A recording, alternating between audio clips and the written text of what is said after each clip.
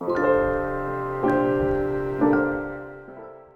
guys, Mathemos right here, also known as Crystallised Entertainment, and welcome to a very special time-lapse of this artwork. Now, this artwork was actually done for the Chill Peep Zone's 2-year anniversary, and I wanted to recreate my bedroom in a chibi style, as my setup is right now, which is January 14th, 2019, although I did this in December 2018, so technically my setup as of then, give or take a few creative licenses, which we'll discuss along the way. Now this is about 15 hours of work done in about 43 minutes, I've scaled that down to. If you can do 15 hours of work in 43 minutes, then please, I implore you, teach me your ways, wise one, because I can't even do this in 7 hours like I originally wanted to. So if you can do this in 43 minutes, then I implore you, teach me your ways, because I really could appreciate those hints and tips. But there we go, because it's 43 minutes, and this is a special narrated edition of the time-lapse. I suggest you get some popcorn and a drink, because this is going to be a long one. Now, first off, we're just importing the mare base body, so we have some basis for proportions. Now, just doing the basic cutout for the window and the proportions. Again, because it was done in a chibi style, I wasn't too concerned if things were properly proportioned or not, just enough for you to recognize it, because I wasn't going for photorealism here. I was going for a chibi style, so as long as you could tell what it was, I was happy with it. And you might have noticed with the pillow, I did try to use a subdivision on it, but it didn't look nice, so I ended up deleting that. And also, with the blanket, I tried to use the cloth physics system within Blender, but I don't know if it's a bug within Blender 2.8, but I just could not, for the life of me, get it to look right. It just didn't fold properly at all like I wanted, and I tried to increase the polygon count, but it just did not work. It did not work. So I ended up just deleting it later on, and just in a moment I am just going to delete it and just go and do it myself, because it just did not do it. You can see it's just not folding as it should. I don't know why, but there we go. Now I'm just doing manually, doing the blanket, just giving a rustled look, and there we go. No one would be the wiser. Next up is the desk, which is an IKEA desk. I cannot remember the specific model number, but I had it since 2014, so it's a 4-year-old desk. It's a nice desk, and I'm just doing stuff that would signify what it is and get it to look right. Now you might be wondering why I decided to use the Blender 2. You might be wondering why I decided to use 2.8 of Blender, because instead of Blender 2.79, which is a more stable version, because right now Blender 2.8 is in beta. As you saw, it just crashed there when I tried to try to open up a new window, and that's because, to be honest, because the interface for Blender is so different in 2.80, I wanted to get familiar with it, and the only way I figured I could do it is by actually doing an actual project, a bit of my workflow to get used to it, and it's a very nice interface. But you can see right now I was having some trouble with the UV mapping. I didn't realize I had like a magnet thing on that stuck to a grid. But I just eventually figured that out, disabled it, and I fixed it, so that's all hunky-dory. Now I'm just doing like the base of the monitor, which if you might, the perceptive keen, which the keen eye among you might have noticed is the Dell Ultrasharp 3008 WFP IPS monitor. Now, again, since there's no poly, you can see with the buttons, I'm not going that much detail into it, just enough for you to tell, oh yeah, there's meant to be buttons there. This monitor was actually released in 2008, so it's actually an old keyboard. Not as old as this monitor, though, what I'm doing right now, which is a Panasonic Panasync SM50 CRT monitor.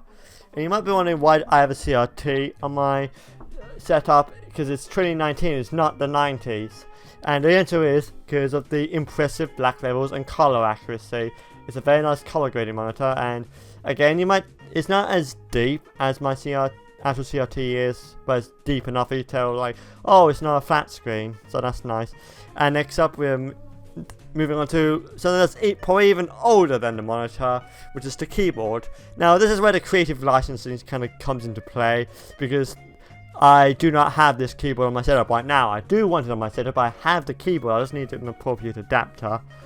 But this is the keyboard for the Acorn Archimedes A5000 computer, released by Acorn in 1992, I think.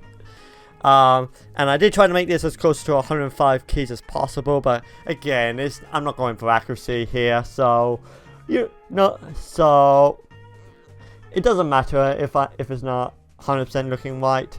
No one's going to be able to tell the difference. That's going to be our little secret. But speaking about not being able to tell the difference, or probably what you will, is the mouse. This is the Magic Mouse from Apple, which is done again in a low poly, and you might think that does not look like a Magic Mouse, and it'd be like, you're right, it does not look like it, but it doesn't look like a gaming mouse, so that's all I really care about. So that's what I care about at the end of the day. Next up, I am doing the hard drive, which is both the Seagate and the Elements, and doing like a little cutout for where the light will be. So next up, I believe, is the webcam. Nope, way off. It's the speakers. Now this is what I'm doing right now is the Wharfedale Diamond 410 speakers. Now this is like the voice. Now Wharfedale is like the Rolls Royce of speakers. They absolutely are outstanding. Technically, again, the speaker grill is meant to curve around the actual speaker itself, but I did not do that because reasons, too much effort, and it looks fine as it is. And now I've just duplicated the speakers along with the wall mounts, and now just doing the speaker bar, the sound bar for the Dell monitor, as well as the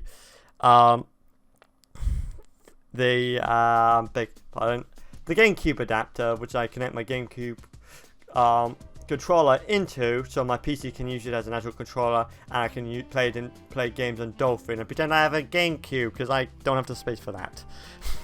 Next up is my webcam, which is the Logitech C920. Again, it looks just about what it's meant to, so that's good enough for me. You can tell it's a webcam. It doesn't look like a microphone, so that's all I care about. Next up, I'm doing the case of my workstation, which is the Corsair Obsidian 350D, and just doing the lights, the power button, the USB ports. Now, the USB ports in particular, I'm very happy how they come out. I like the look of those ports. They're very nice ports. Next up is the headphones and microphone port, along with the reset button. Now the reset button, I had tried to do a little indent, so I merged like the bottom half of the indent, but it didn't look 100% right. For whatever reason, one of the faces were missing and it looked weird, so I ended up deleting those faces and just manually doing it myself, like you can see there, and then all was right with the weld, and it looks very nice. I'm happy with that little indent right there. Speaking of indents, I did like a little curve towards the headphone and microphone ports and extruded them inwards, and now I'm just doing the stands. Now the stands I do think is a little smaller, even when I have resized it later on. I think it could have been a little bit bigger, and I'm not 100% happy with it, but there we go. It looks weird, even in the cheapest hour, that does not look right. And next up is the UPS, which is just a basic cube with a cylinder thing to represent the cable. And now I'm working on to the chair. Now the chair is the RS2Go Jura, which is a basic office chair that I got for the low price of free. So I'm just again trying to make it kind of proportionate to the mare base, even though the character is technically a stallion. The size is still more or less the same, so still giving me the general good proportions of how big the chair should be and what should be what. And now we're moving on to the little armrests, even though ponies don't need armrests probably because they're not human, and human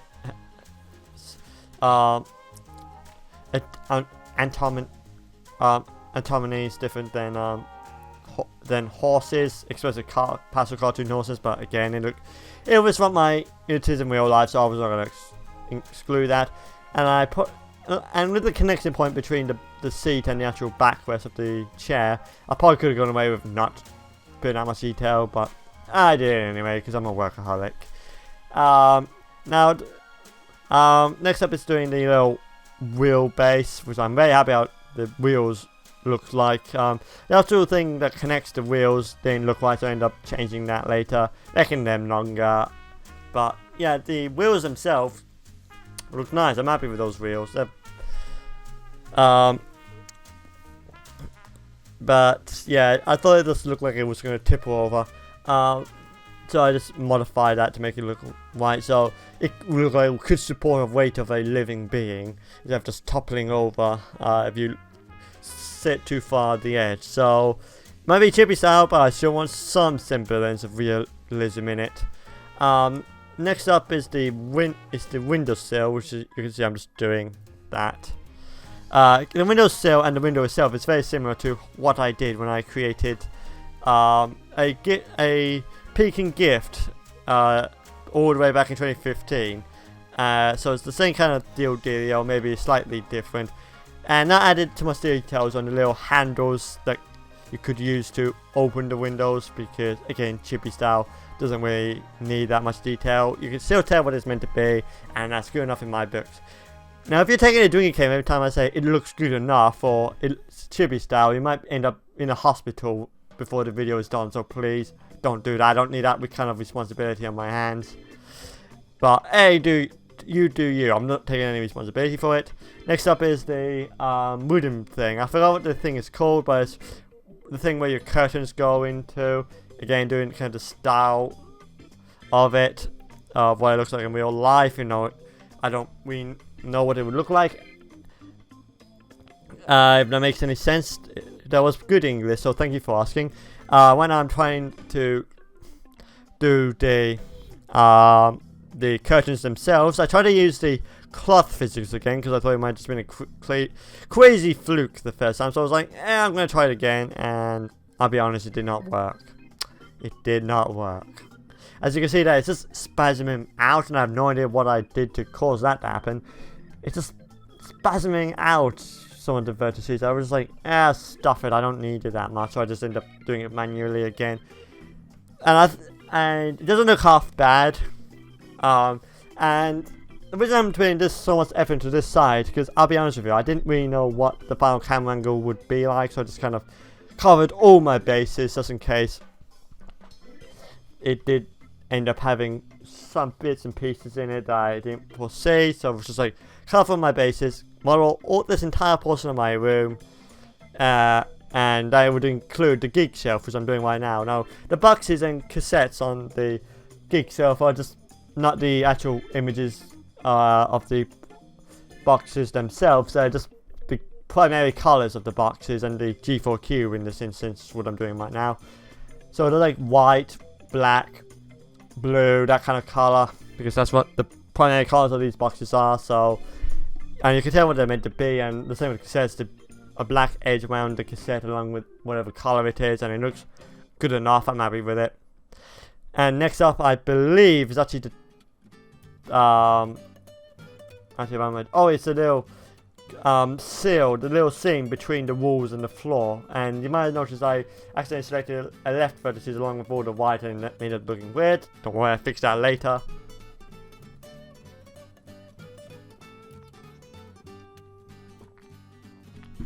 Right now I'm just I'm doing like a little thing around the UPS to signify the spaghetti of cables that's underneath, because my lack of cable management skills is so real right now. Again, it was just kind of could not be putting the effort needed for the to have all the cables connected to each part of where underneath the desk, on top of the desk.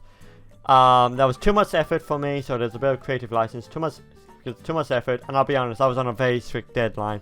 We're already on December the 11th, and I had to get this done by December the 12th. That was the deadline. So To say I was a bit pushed for time is a bit of an understatement, so it was a combination of not having the time and we could not be bothered to do it.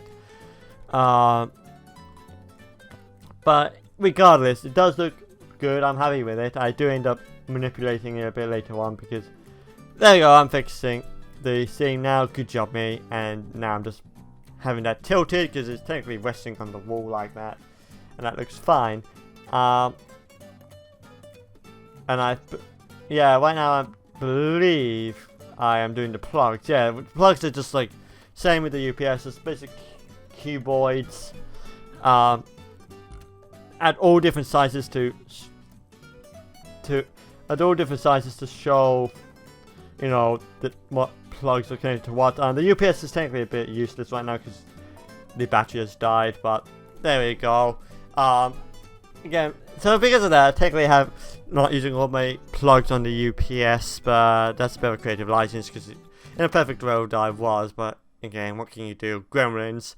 You can't defeat gremlins, they're just indefeatable sometimes, so there we go. That's the plug sorted. And next up, I believe, is, yeah, just having 2 cables on each side reaching to different parts of the setup to signify that, you know, different cable, that the cables are just everywhere. So, yeah, 3 cables on the right actually, and 2 on the left. The one on the left was both going to what eventually will be the amp and probably the CRT, and on the right was the power, a video, and whatever up there was going to the motherboard. And now I believe we're doing a little coffee table, which was me beveling the bottom of that portion and extruding inwards to give it a bit of a shallow effect, as it technically is. This is an old coffee table from many moons ago that's come to my possession, and that includes this very intricate design for the actual wooden stands. They're very nice. I like those stands. It looks very nice, but yeah, just so how dated it is. But you know, it's still a good design, solid design, and it's what keeps my amp from living on the floor, which would be bad news for everyone involved. Speaking of the amp, that's what we're doing now, the Kenwood A63 amp, and that includes the dial, like so, and a little cutout for where the indicator would be on said dial. Keyboards for the power and the source buttons. Again, not putting much details into it, just a basic keyboard to show that, along with me extruding a little bit on the front to give that little edge like it is in real life. It might actually be a little bit different in real life, but hey, it should look nice, so that's good enough for me. Renaming stuff in Blender in my original folder just to have it a common theme, and there we go, doing a bit of bevel around the front of my desk to have it look like it does in real life. And now we're moving on to assigning the textures in Blender. Now, as another YouTube animator has said, you might know him, he's called Pixel Pit, very cool guy. Don't know him personally, but he seems a very cool guy. He does say that you should generally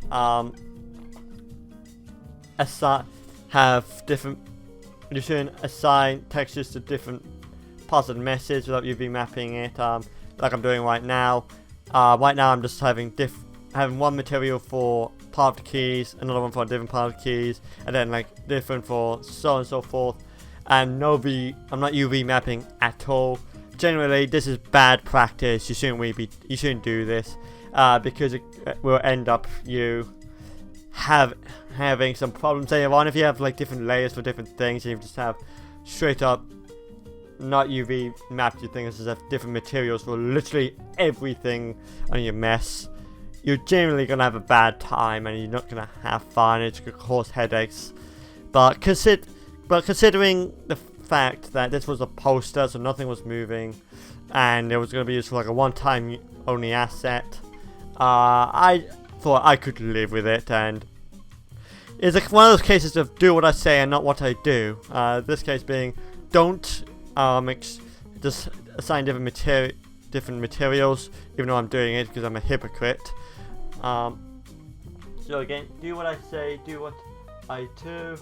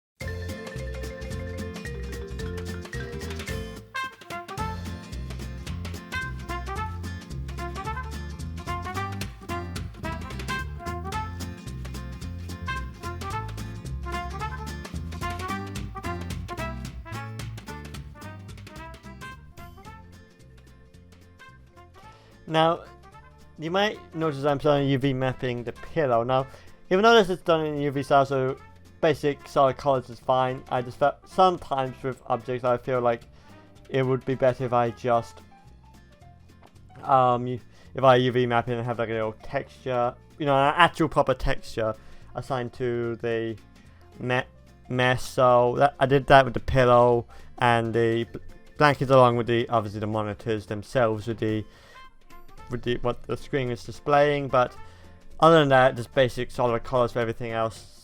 I ended up fixing the UV map on the blanket later on because it had a fault that I did not notice, but it does get fixed later on, so hang in there. But yeah, that's what I end up doing final backups, and I'm going to export it into an FBX thing so I can import it to Cinema 4D.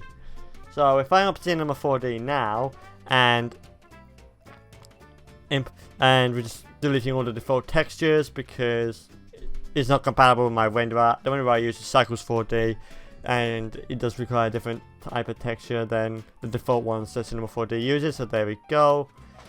And now we're moving on to texturing the pillow. So we're just doing the basic pattern for that. As you can see, it's just basic lines, so it's good enough. And it was just a basic rinse and repeat of just merging all that and just pasting that forward.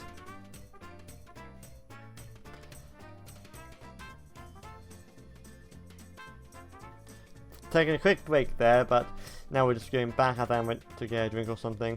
Export that out as a TGA. Bob's your uncle. That's that. Now I'm just pasting it into my Cinema 4D folder, and now moving on to the blanket. Now the blanket is a 2K by 4K text. I probably could get away with 2K by 1K, but hey ho. Because again, it's chibi, low poly. It didn't really matter if it was low worst thing, but I still want it to look somewhat crisp because I did render this at a high resolution. So there we go. Now I'm just doing doing color change because it's like a myriad colors my blanket. So trying to make that as accurate as possible. And in terms of the shades of the colors I use, I think they're very accurate to how they are in real life, so I'm happy with it. They look nice, and overall, 10 out of 10 would recommend. It's a very nice blanket. So now I'm just doing that. See, I'm just making sure that looks kind of, you know, meets the seams properly, and I'm just doing those lines again like I did with the blanket because they were part of the set, so it makes sense that they were like that. So once we repeat, duplicate, and then just kind of get the edges looking right. So I just end up filling these things in just to make sure that looks fine. There's no gap because there isn't any in real life, but you can probably see what the kind of pattern I get now with my blanket, and it's again a very nice blanket, and it's just duplicating it along and making sure that all looks identical. It looks seamless, pun intended, with everything else, and I think it doesn't look 100% right, but it looks good enough to me. I'm just merging that all down so it just looks, so it's just in one solid mess. No, one solid mess, one solid layer. A lot easier to manage. Exporting that out and now importing that into Cinema 4D, where we just import the textures for the pillow and blanket. You can see what I mean by the texture's not looking right, and I end up having to get that fixed. And now we're going to skip ahead 2 or 3 hours because the footage got corrupted. I lost 2 or 3 hours of footage. So yeah, all you miss is me doing things like the base template texture, which is a plastic texture, along with, you know, texturing everything up to this point. But you can see, like, I'm just copying and pasting the base plastic texture and modify them as I will. And because my computer technically crashed, I'm getting another computer using this key sort of thing with my in Cinema 4D. And the way to fix that is just closing Cinema 4D and opening it again, so I do that later. Now, when it comes to things like metallic textures, I generally just create a new texture, then just copy and pasting the plastic texture and modifying that. Find that easier, as well as using creating new emission textures. I believe I just copy and paste it from the Seagate glowing texture and just change the color of what I needed to, because it was just easier to have that all identical. And now moving on to, I believe, yeah, you can see I'm just modifying the textures slightly for the boxes, because it has just slightly different refractance properties. So I'm just modifying that slightly, and then just doing different colors. And now we're just moving on to the cassettes. I think I turned up the roughness on the cassette cases, although I might not. I cannot remember off the top of my head. They go doing the default cube, which again no one will really notice. Having a bit of a transparent thing, and it looked good enough. Again, probably what not the camera would pick up, but there we go. And now I've quit Cinema 4D and opened it again to get rid of that error with the computers using an existing, you know, key sort of thing. Does get a bit annoying. And now create a new mess in Cinema 4D, which is the LED strip that I have underneath my desk. I'm going to try and make that as bright as possible, like that. So, and I noticed at that point there was something wrong with the case, because it was doing the light texture in the wrong place, where it ended up getting fixed as well. So it was the 30 minutes of the light, as it were. Just to make sure all the textures were assigned properly. And it was a pain in the butt, but it does get fixed in the end. So as you can see, so it was just fixed. So there we go, LED strip done, and fixed the lighting on the case. Did the initial texture. I just decided, nah, I don't like the viscous thing there, so I end up changing that. So I ended up creating a new desktop and doing a screenshot of my normal everyday non-Christmas background. And funny enough, it shows one of my own artworks. What is this called? An angelic bridge, which is an artwork I have created for myself, so I don't get in trouble for copyright or seeing other people's work, because they automatically, like, this was the algorithm. I did not manually choose it. The algorithm automatically chose an angelic bridge, so that was an artwork of my own that I do have as a background. So thanks, Fate, for that. That saved me a bit of work, even though it was probably within 2 or so seconds. And now we're getting to the point where we're doing the artwork itself. So I've imported it into a new scene. I've imported the model into a new scene and getting ready for the dealio itself, which is also include assigning a layer to the actual map itself, so I don't accidentally select things I don't want to. So that was just another convenience thing. and important director cut, which is the main character and the star of the show here. And you might have noticed it looks a little bit bigger than, you know, the base did in Blender 2.9. I don't know if like 2.9 has a different scale to 2.79, but it just did not look right. So I do end up scaling up the room in a moment. I believe I have done that. So there we go. And I have to get on to the point now. I just thought, I got to the point now, but oh yeah, I forgot I had like a problem with the control rigs because it wasn't working, so I ended up having to delete and do it again. End up fixing it, so it ended up being like a remainder of the base with the horn instructions messing up with the rings instructions, because technically the horn was gone now, so it was just no longer there, and the undefined was causing some issues. It does get fixed, so I'll just have to do a minor update to the model to fix that. That will be done at some point within the next century or so, and just really just getting things looking right, getting the angle looking right, what I wanted front and center, and yeah, I'm happy with that. It looked nice.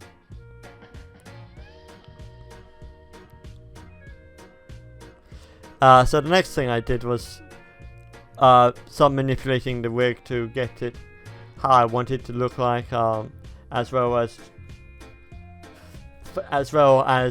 face posing and doing the expression I wanted for the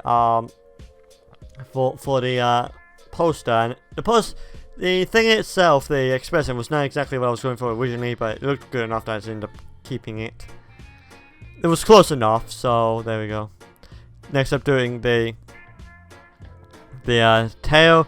Doesn't really matter if it's clipping because you don't really see it in the camera.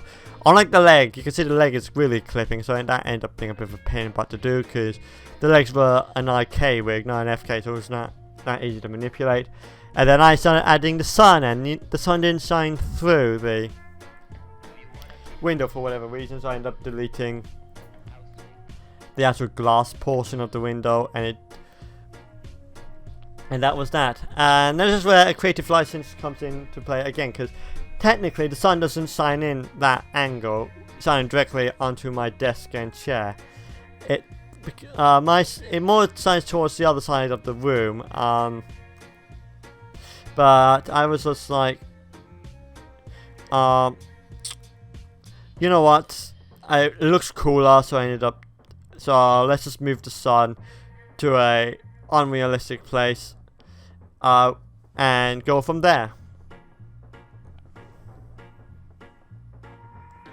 So yeah, that's what I did. I ended up just creating some additional lights, like very SFM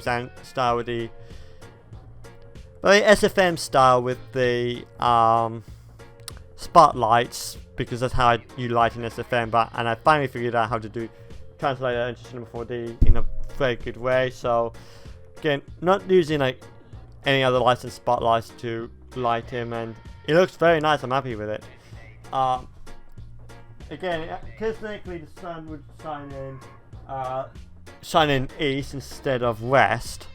It did mean I had to think a little bit outside the box, because the sun is not in the same place. But it looks a lot better coming in west than it does, or north than it does south. I think it's better.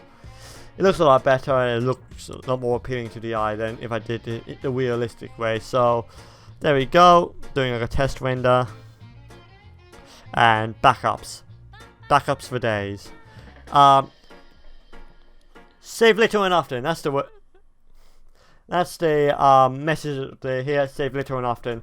Believe me, it'll save you a lot of work if you save little and often. If you save like every couple of minutes or so, in the event of your computer crashing, which it did on 2 or 3 occasions for me, which is why we lost about 2 or 3 hours of footage. That part where I was texturing the room, that was because I lost 2 or 3 footage because of the computer crash, and it just completely corrupted the footage.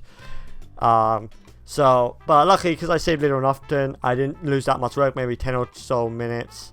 So that was fine. And now we're moving on to the headphones. This was more like the finishing the ensemble was doing the headphones. So as you can see, it's the Dynamic DT331s. Modifying the proportions so it fits around the pony head instead of a human head. And it looks very, very nice. Just doing like the little strap on. Again, it's not 100%. I didn't really do the little rubber band as well, along with the plastic band. So there we go. I modified the proportions because it didn't look why it looked like different type of cans than the what I was supposed to. So it does get fixed soon. But now we're just doing the little head pieces because it's an over ear, so it's doing like the foam pads, and those little points right now are just extruded. That's where it says which is the left and right. So there we go. Saving again to make sure I don't lose it. Fixing the proportions, and that little part I just done right there where I just cut and extruded. That's where the Dynamic logo would be. And now we're doing the twisty portion that connects to the headphones to the actual casing itself. And it was just one big mess. I didn't really do separate messes with this. And I do just again assign different materials for what's what after I get things to look right. So it's fixing that, make sure it curves around the head in a good enough way. Backing that up, putting that into a, in the center of the mess, and then not of the mess, of the space, coordinates 0, 0, 0, and then just start assigning the materials, backing it up and exporting it back into Cinema 4D. Now this is the first time I think I've ever did this time lapse of me rigging something, which hasn't actually failed, so that's not 100% true, but there we go. Copying and pasting a default text, the default plastic texture for the that I've used in the room, and then just modifying it from there, and it does look very nice. I'm happy with it. Like, it does look like plastic. The foam looks like foam because the roughness is really up there. So back that up when I did the texture, and now we're just going to add the bones soon. There we are. There's the bones. So that's like the first part of it. I just rig it, rename it to whatever, give it to a convention, to a naming scheme convention, and then I start doing the controls, which is a lot of curves around it. So as you can see, just cuboid curves just going around the entirety of the mesh. Now you might be wondering, why did I create create these things from scratch instead of just copying, pasting, resizing? And that's because if I just end up duplicating a curve, it just has undesirable effect on the rig itself when I try to use it. I was like, I could do without that, so I just decided to, not do that and just have that manipulated as I wanted. So and just create new ones, have it dark blue for the rig as I do with everything else. When I rig something, dark blue for the controls, dark green for the bones. It works good enough. It's fine for me. So again, naming convention, backing up, and then start to move the points to be in the right place and parenting it so like all the rigs work as it should. Back that up, and then I bind it to the mesh like so, and then start weighting it. And I generally was like 50-50 on all of the bones except for the sort of parts where it wasn't really necessary, where that was just so like when it comes to like these twisty points, it just didn't make much sense just to have like different bones intersect each other. But for like the band itself, it made a lot of sense if I had like bone A and bone B 50-50, so it's just equally manipulated, and it looks really good, so I'm happy how that's come out. So just doing the same on the other side, duplicating from one side to another manually, and making sure that all looks right, and save. And you can notice that it didn't work properly. I can't remember what I did, but something caused it not to be caused the best not to bind, but I did eventually fix it. So I can't remember what I did, but I did something. Now I've hit the bone, saved it into models like where the bedroom is, and then start manipulating the rig to get the angle I wanted. Now scaling in rigs never worked properly for me, but since it was a very simple rig, I didn't mind too much having to moving the things around to make things connect. I'm saying things a lot because I cannot remember the actual words and terminology for this sort of stuff. I'm tired, but there you go. No one needs to know that. When I'm doing the lights, this light is just for what the screen, this is what the CRT screen is going for. So the CRT would be coming off light onto direct cut, as well as the sunlight on the other side, and it gives a nice little contrast. I'm happy with it. I try to get the light all around direct cut, but I just couldn't do that, so I ended up fixing that in post.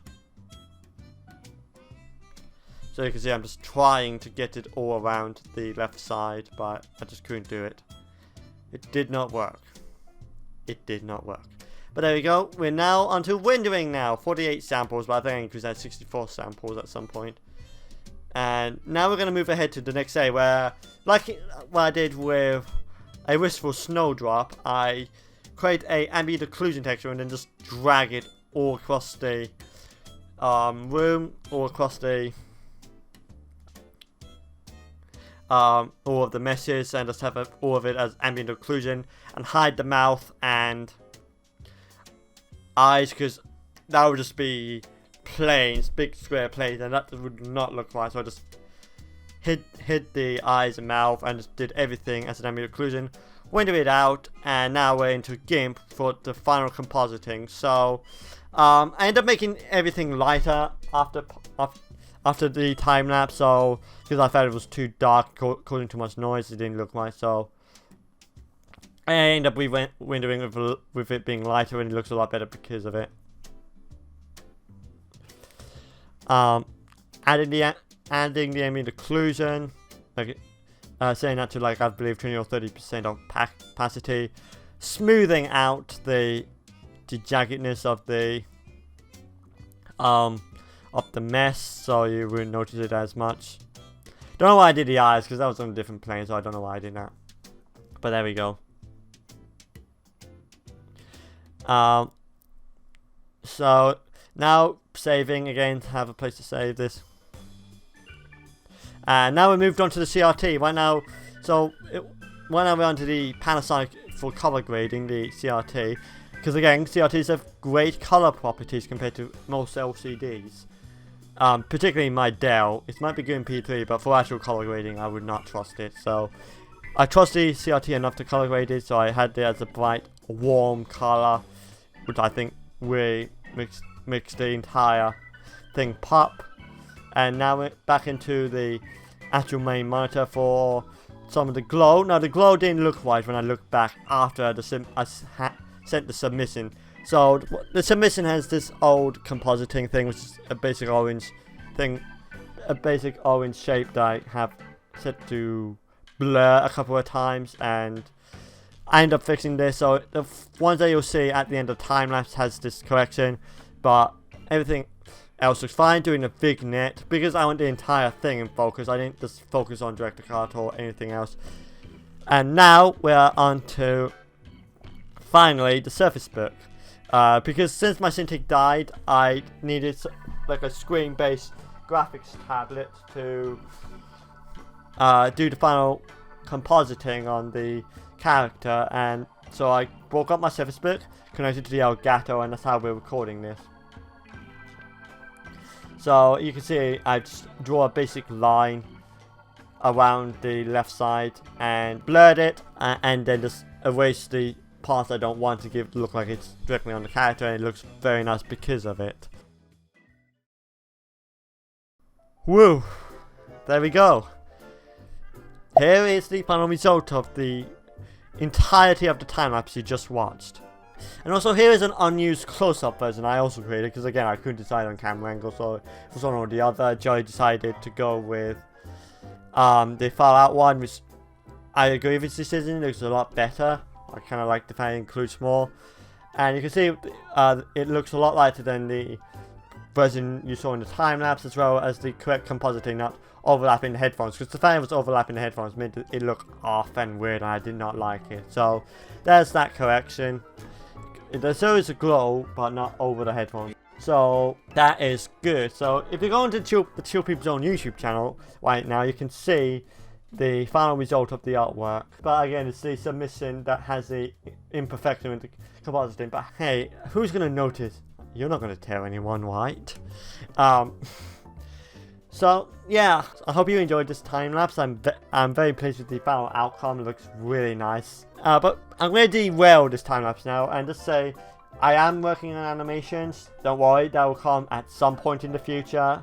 But if you want to see me on other stuff, I have a Twitch account, which is twitch.tv/Crystallised Entertainment. So I do my gaming streams on Mondays, Wednesdays, and Fridays. Because since that does not revolve around projects, I can stream that a lot more freely. And if you want to see the archives of this, I also have a secondary YouTube channel, which is just called Mathemos, right? You will see on the screen right now where that will be on the home YouTube page. And that is where I post my archives, some vlogs, and reviews occasionally, just for good measure. So again, thank you so much for watching this time lapse. I hope you enjoyed it. I hope you got something useful out of it, out of my 50 minutes rambling stuff. And I'll see you in my next video. Peace.